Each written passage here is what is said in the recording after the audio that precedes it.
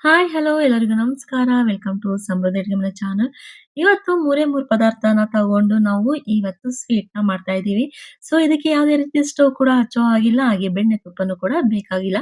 So, ಈಸಿಯಾಗಿ ಈ ಸ್ವೀಟ್‌ನ ಮಾಡ್ಕೋಬಹುದು. ಸೊ, ಇವಾಗ ಇದನ್ನ ಹೇಗ್ ಮಾಡೋದು ಅಂತ ನೋಡೋಣ.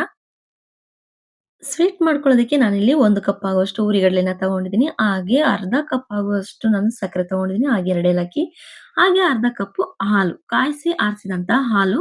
ನಿಮ್ಗೆ ಬಾದಾಮಿ, ಗೋಡಂಬಿ ಬೇಕು ಅಂದ್ರೆ ಹಾಕೊಳ್ಳಿ. ಆಪ್ಷನಲ್ ಇದು. ಬೇಡ ಅಂದ್ರೆ ಸ್ಕಿಪ್ ಕೂಡ ಮಾಡ್ಕೋಬಹುದು. ಇವಾಗ ಹುರಿಗಡಲೆನ ನಾವು ಸಣ್ಣ ಪುಡಿ ಮಾಡ್ಕೊಂಡು ಫಸ್ಟು ತಗೊಂಡು ನಂತರ ಇದಕ್ಕೆ ಗೋಡಂಬಿ, ಬಾದಾಮಿನ 2 ಸೇರಿಸ್ಕೊಂಡು ಮತ್ತೆ ನಾವು ಸಣ್ಣಗೆ ಪುಡಿ ಮಾಡ್ಕೋಬೇಕು. ಪುಡಿ ಮಾಡ್ಕೊಂಡ ನಂತರ ಇದನ್ನ ಜರಡಿನ ಆಡ್ಕೋಬೇಕು. ಯಾಕೆ ಅಂದ್ರೆ ಸ್ವಲ್ಪ ತರ್ತರಿಯಾಗಿ ನೀರು ಇತ್ತು ಅಂದ್ರೆ ಕ್ಲೀನ್ ಆಗಿ ಆಗ್ಲಿ ಅಂತ ಹೇಳಿ ಫಸ್ಟ್ ನಾವು ಕಡಲೆ ಪುಡಿನ ಚೆನ್ನಾಗಿ ಜರಡಿ ಮಾಡ್ಕೋಬೇಕು. ಕಡಲೆಯಿಂದ ಈ ರೀತಿ ಸ್ವೀಟ್ ಮಾಡ್ಕೋಬಹುದು ಅಂತ ಅನ್ಕೊಂಡಿದೀರಾ? ಬಟ್ ಟ್ರೈ ಮಾಡಿ ನಿಜವಾಗ್ಲೂ ತುಂಬಾನೇ ಚೆನ್ನಾಗ್ ಬರುತ್ತೆ. ಸೊ ನೋಡಿ ಒಂದ್ರಾಡ್ದಾಗ ಈ ತರ ತರ್ತರಿಯಾಗಿ ಕೂಡ ಇರುತ್ತೆ. ಅದನ್ನ ಸೈಡಿಗೆ ಎತ್ತಿಟ್ಕೊಂಡು ಕಡಲೆ ಪುಡಿನೂ ಕೂಡ ಸೈಡಿಗೆ ಎತ್ತಿಟ್ಕೊಳ್ಳೋಣ. ಇವಾಗ ಅದೇ ಮಿಕ್ಸಿ ಜಾರಿಗೆ ಸಕ್ಕರೆನ ಹಾಕೊಂಡು ಹಾಗೆ ಏಲಕ್ಕಿನ ಬಿಡಿಸ್ಕೊಂಡು ಇದನ್ನು ಕೂಡ ಸಣ್ಣಗೆ ಪುಡಿ ಮಾಡಿ ಇಟ್ಕೊಳ್ಳೋಣ.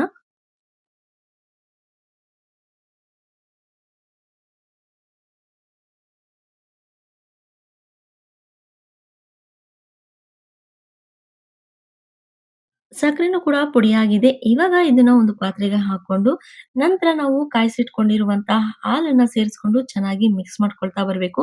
ಸಕ್ಕರೆ ಪುಡಿ ಯಾವುದೇ ರೀತಿ ಬಬಲ್ಸ್ ಕೂಡ ಬರಬಾರ್ದು. ಆ ರೀತಿ ಕಲಿಸ್ಕೊಳ್ತಾ ಇರ್ಬೇಕು. ಸ್ವಲ್ಪ ಸ್ವಲ್ಪ ಹಾಲನ್ನ ಸೇರಿಸ್ಕೊಂಡು ನೀವು ಚೆನ್ನಾಗಿ ಮಿಕ್ಸ್ ಮಾಡ್ಕೊಳ್ಳಿ. ಒಂದೆಳೆ ಪಾಕ ಬರುತ್ತಲ್ವಾ? ಆ ರೀತಿ ಕಾಣ್ತಾ ಇರುತ್ತೆ ಕಲಸ್ಕೊಂಡಾದ್ಮೇಲೆ. ನೋಡಿ ಈ ತರ ಕಾಣಿಸ್ತಾ ಇರುತ್ತೆ. ಸೊ ಈ ತರ ಬಂದಾದ್ಮೇಲೆ ನಾವು ಏನ್ ಪುಡಿ ಮಾಡಿ ಇಟ್ಕೊಂಡಿದೀವಿ ಕಡ್ಲೆ ಪುಡಿನ ಸೊ ಇವಾಗ ಸೇರಿಸ್ಕೊಂಡು ಚೆನ್ನಾಗಿ ಮಿಕ್ಸ್ ಮಾಡ್ಕೊಳ್ಬೇಕು. ಇದನ್ನು ಕೂಡ ಒಂದೇ ಸಲ ಹಾಕೊಂಡು ಕಲ್ಸ್ಕೊಳಕ್ ಹೋಗ್ಬೇಡಿ. ಸ್ವಲ್ಪ ಸ್ವಲ್ಪನೇ ಹಾಕೊಂಡು ಚೆನ್ನಾಗಿ ಮಿಕ್ಸ್ ಮಾಡ್ಕೊಳ್ಳಿ. ನಿಮ್ಗೇನಾದ್ರೂ ಸ್ಟಾರ್ಟಿಂಗ್ ಅಲ್ಲಿ ತೆಳುವಾಗುತ್ತೆ ಅನ್ನೋ ಭಯ ಇತ್ತು ಅಂದ್ರೆ ಸ್ವಲ್ಪ ಕಡ್ಲೆ ಪುಡಿನ ಎತ್ತಿಟ್ಕೊಂಡು ನಂತರ ನೀವು ಮತ್ತೆ ಸೇರ್ಸ್ಕೋಬಹುದು. ಸೊ ನೋಡಿ ಈ ತರ ಗಟ್ಟಿಯಾಗ್ಬೇಕು ಕಲ್ಸ್ಕೊಂಡಾದ್ಮೇಲೆ ಕೈಗೆ ಯಾವುದೇ ರೀತಿ ಅಂಟು ಕೂಡ ಆಗ್ಬಾರ್ದು. ಇವಾಗ ಇದನ್ನ ಚೆನ್ನಾಗಿ ಮಿಕ್ಸ್ ಮಾಡ್ಕೋಬೇಕು. ಕಡಲೆ ಪುಡಿಗೆ ಚೆನ್ನಾಗಿ ಹೊಂದ್ಕೊಳ್ಳೋ ತರ ಮಿಕ್ಸ್ ಮಾಡ್ಕೊಂಡಾಗ ತುಂಬಾನೇ ಚೆನ್ನಾಗ್ ಬರುತ್ತೆ. ಇಲ್ಲಾಂತಂದ್ರೆ ಒಂದ್ ಸೈಡಿಗೆ ಕಡಲೆ ಪುಡಿ ಅದೇ ರೀತಿ ಕಾಣ್ತಾ ಇರುತ್ತೆ. ಸೊ ಇವಾಗ ಚೆನ್ನಾಗಿ ಮಿಕ್ಸ್ ಮಾಡ್ಕೊಂಡಾದ್ಮೇಲೆ ಇದನ್ನ ನಾವು ಡಿವೈಡ್ ಮಾಡ್ಕೋಬೇಕು. ನಿಮ್ಗೆ ಏನಾದ್ರು ಸ್ವಲ್ಪ ತೆಳುವಾಗಿದೆ ಅನ್ನೋದಾದ್ರೆ ಸ್ವಲ್ಪ ಕಡಲೆ ಪುಡಿನ ಹಾಕೊಂಡು ನೀವು ಕಲ್ಸ್ಕೋಬಹುದು. ಸೊ ಇವಾಗ ಇದ್ರಲ್ಲಿ ಅರ್ಧ ನಾನು ಎತ್ಕೊಳ್ತಾ ಇದ್ದೀನಿ. ಅರ್ಧ ತಗೊಂಡು ಇದಕ್ಕೆ ನಾನು ಆರೆಂಜ್ ಕಲರ್‌ನ ಪೌಡರ್‌ನ ನಾನು ಹಾಕೊಳ್ತಾ ಇದ್ದೀನಿ. Orange food colour. So food colour ಇದು. ಸೊ ಇದನ್ನ ಹಾಕೊಂಡು ಚೆನ್ನಾಗಿ ಮಿಕ್ಸ್ ಮಾಡ್ಕೋಬೇಕು. ಹಿಟ್ಟು ಎಲ್ಲ ಕಲರ್ ಆಗಿ ಆರೆಂಜೇ ಆಗ್ಬೇಕು. ಆ ರೀತಿ ಚೆನ್ನಾಗಿ ಮಿಕ್ಸ್ ಮಾಡ್ಕೊಳ್ಳೋಣ. ನೋಡ್ತಾ ಇದ್ದೀರಲ್ವಾ ಆರೆಂಜ್ ಕಲರ್ ಆಗಿದೆ. ಸೊ ಇವಾಗ ಇದನ್ನ ನಾನು ಒಂದು ಬಟರ್ ಪೇಪರ್‌ಗೆ ತಗೊಂಡು ಸ್ವಲ್ಪ ಲೈಟಾಗಿ ಕೈನ ತುಪ್ಪ ಮಾಡ್ಕೊಂಡು ಅಥವಾ ಎಣ್ಣೆನಾದ್ರೂ ಮಾಡ್ಕೊಂಡು ಆ ಬಟರ್ ಪೇಪರ್ ಮೇಲೆ ಕ್ಲೀನಾಗಿ ಸ್ಪ್ರೆಡ್ ಮಾಡ್ಕೋಬೇಕು. ಸ್ಪ್ರೆಡ್ ಮಾಡ್ಕೊಂಡು ನಾವು ಕಡಲೆ ಪುಡಿಲಿ ಫಸ್ಟ್ ಕಲಸಿ ಇಟ್ಕೊಂಡಿದೀವಲ್ಲ, ಆ ಹಿಟ್ಟನ್ನ ನಾವು ತಗೊಂಡು ಬಟರ್ ಪೇಪರ್ ಮೇಲೆ ನೀವು ಒಂದು ಶೇಪಿಗೆ ನೀವು ಎಲ್ಲಾ ಕಡೆನೂ ಸ್ಪ್ರೆಡ್ ಮಾಡ್ಕೋಬೇಕು.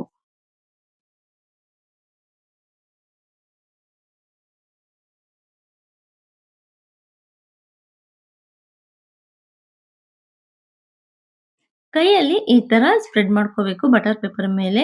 ರೌಂಡ್ ಶೇಪಿಗೆ ಬೇಕಾದ್ರೂ ಮಾಡ್ಕೋಬಹುದು, ಸ್ಕ್ವೇರ್ ಬೇಕಾದ್ರೂ ಮಾಡ್ಕೋಬಹುದು. ನಾನು ಈ ತರ ಶೇಪಿಂಗ್ ಮಾಡ್ಕೊಂಡ ನಂತರ ಇದ್ರ ಮೇಲ್ಗಡೆ ಮತ್ತೆ ನಾವು ಫುಡ್ ಕಲರ್ ಹಾಕಿ ನಾವು ಸೆಟ್ ಮಾಡಿ ಇಟ್ಕೊಂಡಿದೀವಲ್ವಾ, ಅದನ್ನ ಕೂಡ ಮತ್ತೆ ಮೇಲ್ಗಡೆ ಹಾಕಿ ಅದೇ ಶೇಪಲ್ಲಿ ಇದನ್ನು ಕೂಡ ಸ್ಪ್ರೆಡ್ ಮಾಡ್ಕೋಬೇಕು. ಆಮೇಲೆ ನಾವು ಸೈಡ್ ಅಂಚಲ್ಲಿ ಎಲ್ಲಾ ಪೀಸ್‌ಗಳನ್ನು ಕಟ್ ಮಾಡ್ಕೊಂಡಾಗ ಕ್ಲೀನಾಗಿ ಒಂದ್ ಶೇಪ್ ಕೂಡ ಬರುತ್ತೆ. ಆವಾಗ ನಿಮ್ಗೆ ಯಾವ ಶೇಪಲ್ಲಿ ಬೇಕು ಕಟ್ ಮಾಡ್ಕೋಬಹುದು. ಸೊ ಇವಾಗ ಇದ್ರ ಮೇಲ್ಗಡೆ ಚೆನ್ನಾಗಿ ಸ್ಪ್ರೆಡ್ ಮಾಡ್ಕೊಳ್ಳೋಣ. ಸೊ ನೋಡ್ತಿದ್ದೀರಲ್ವಾ ಸ್ಪ್ರೆಡ್ ಕೂಡ ಆಗಿದೆ. ಇವಾಗ ಸೈಡಲ್ಲಿ ಅಂಚಲ್ಲಿ ಕಟ್ ಮಾಡ್ಕೊಳ್ಳೋಣ 4 ಸೈಡನ್ನು ಕೂಡ.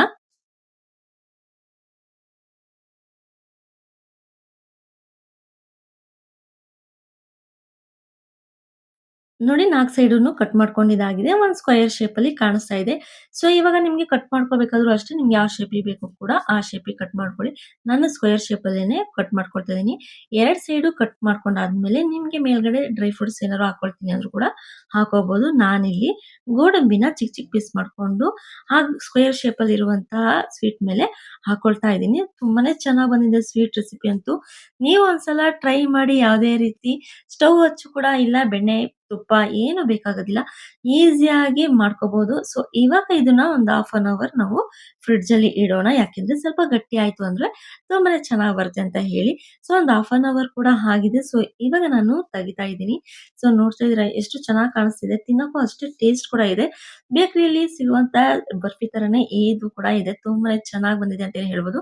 ಸ್ವಲ್ಪ ಗಟ್ಟಿಯಾಗಿರೋದ್ರಿಂದ ಮತ್ತೆ ನಾವು ಆ ಏನ್ ಲೈನ್ ಎಳ್ದಿದೀವಿ, ಅದೇ ಲೈನ್ ಮೇಲೆ ಮತ್ತೆ ಕಟ್ ಮಾಡ್ಕೊಂಡ್ರೆ ತುಂಬಾ ಈಸಿಯಾಗಿ ಸ್ವೀಟ್‌ನ ನಾವು ತಗೊಳ್ಳೋದಕ್ಕೆ ಬರುತ್ತೆ. ಸೊ, ನೋಡ್ತಾ ಇದ್ದೀರಲ್ವಾ ಎಷ್ಟು ಚೆನ್ನಾಗ್ ಕಾಣಿಸ್ತಿದೆ ಅಂತ ಹೇಳಿ. ಬೇಕರಿಲಿ ಯಾವ ರೀತಿ ಕಾಣಿಸ್ತಾ ಇರುತ್ತೆ ಬರ್ಫಿ, ಅದೇ ರೀತಿ ಇದನ್ನು ಕೂಡ ಕಾಣಿಸ್ತಾ ಇದೆ. ತುಂಬಾನೇ ಟೇಸ್ಟ್ ಕೂಡ ಇದೆ. ನೀವು ಒಂದ್ಸಲ ಈ ಸ್ವೀಟ್‌ನ ಟ್ರೈ ಮಾಡಿ. ಯಾವುದೇ ರೀತಿ ಸ್ಟವ್ ಹಚ್ಚಿದಲೇನೆ ಮಾಡುವಂತ ಸ್ವೀಟ್ ತುಂಬಾನೇ ಚೆನ್ನಾಗಿದೆ. ಮಕ್ಳಿಗೆ ಮಾಡ್ಕೊಡೋದ್ರಿಂದ ತುಂಬಾನೇ ಖುಷಿ ಅಂತಾನೆ ಹೇಳ್ಬೋದು. ಸೊ, ಈ ರೆಸಿಪಿ ನಿಮ್ಗೆ ಇಷ್ಟ ಆಗಿದೆ ಅಂತ ಅನ್ಕೊಳ್ತಾ ಇದ್ದೀನಿ. ಇಷ್ಟ ಆಗಿದ್ರೆ ನೀವು ಮಾಡ್ಬೇಕಾಗಿರೋದು ಇಷ್ಟೇ. ಸಮೃದ್ಧಿ ಅಡುಗೆ ಮನೆ ಚಾನಲ್‌ನ ಸಬ್ಸ್ಕ್ರೈಬ್ ಮಾಡ್ಕೊಳ್ಳಿ. ನೋಟಿಫಿಕೇಷನ್‌ಗೆ ಬೆಲ್ ಐಕಾನ್ ಮೇಲೆ ಕ್ಲಿಕ್ ಮಾಡಿ. ಇದರಿಂದ ನಮ್ಮ ವಿಡಿಯೋಸ್‌ಗಳು ನಿಮ್ಗೆ ಬೇಗ ರೀಚ್ ಆಗುತ್ತೆ ಕೂಡ. ನೀವೇ ಮೊದಲು ಕೂಡ ನೋಡ್ಬೋದು. ಸೊ, ನಾವು ಸೈಡಲ್ಲೆಲ್ಲ ಕಟ್ ಮಾಡ್ಕೊಂಡಿದ್ದಂತ ಸ್ವೀಟ್ ಕೂಡ ಇತ್ತಲ್ವಾ, ಆ ಸ್ವೀಟನ್ನ ಕೂಡ ನಾನು ಒಂದು ಶೇಪಲ್ಲಿ ಮಾಡ್ಕೊಂಡಿದ್ದೀನಿ ಸರ್ಕಲ್ ಶೇಪಾಗಿ. ಅದನ್ನು ಕೂಡ ತೋರಿಸ್ತೀನಿ. ಎಷ್ಟು ಚೆನ್ನಾಗಿ ಬಂದಿದೆ ಅಂತ ಹೇಳಿ. ತಿನ್ನಕ್ಕಂತೂ ಅಷ್ಟೇ ಟೇಸ್ಟ್ ಕೂಡ ಇತ್ತು. ನೀವು ಒಂದ್ಸಲ ಟ್ರೈ ಮಾಡಿ. ನಾವೇನ್ ಸೈಡಲ್ಲಿ ಕಟ್ ಮಾಡ್ಕೊಂಡಿದ್ವಿ ಆ ಕಡ್ಲೆ ಹಿಟ್ಟಿಂದ.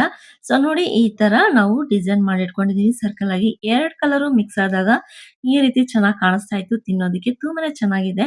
ಸೊ, ನೀವು ಒಂದ್ಸಲ ಟ್ರೈ ಮಾಡಿ. ಈ ರೆಸಿಪಿ ಇಷ್ಟ ಆಗಿದ್ರೆ ನಿಮ್ಮ ಫ್ರೆಂಡ್ಸ್‌ಗಳಿಗೂ ಕೂಡ ಶೇರ್ ಮಾಡಿ. Thank you.